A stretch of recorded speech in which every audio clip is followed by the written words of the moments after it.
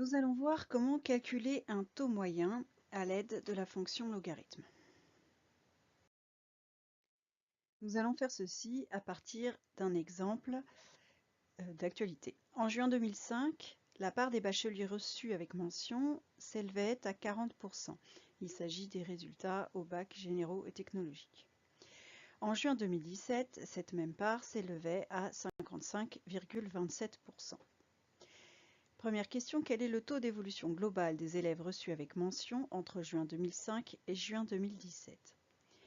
Et ensuite, quel est le taux d'évolution moyen annuel des élèves reçus avec mention entre juin 2005 et juin 2007? C'est-à-dire que si chaque année, entre juin 2005 et juin 2017, l'évolution avait été la même, quelle serait cette évolution annuelle?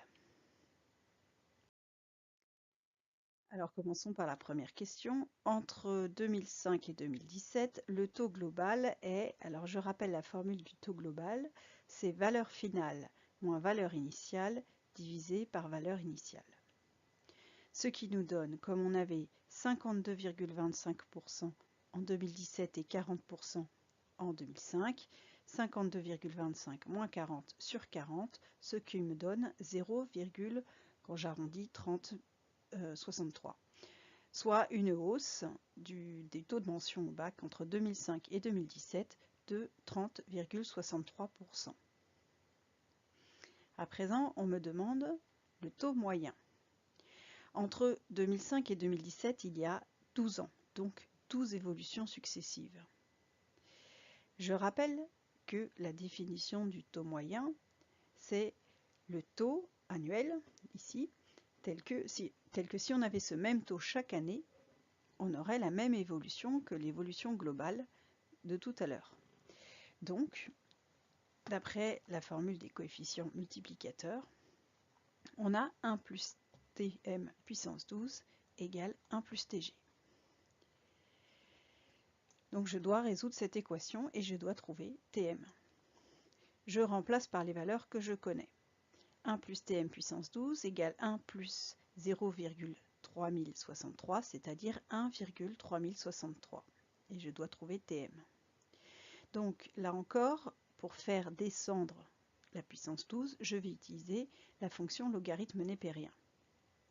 Donc on a logarithme népérien de 1 plus Tm puissance 12 égale logarithme népérien de 1,3063. D'après la propriété du logarithme qui est ln de a puissance n égale n fois ln de a, j'en déduis que ln de 1 plus Tm puissance 12, c'est 12 fois ln de 1 plus Tm. Donc je vais diviser des deux côtés par 12,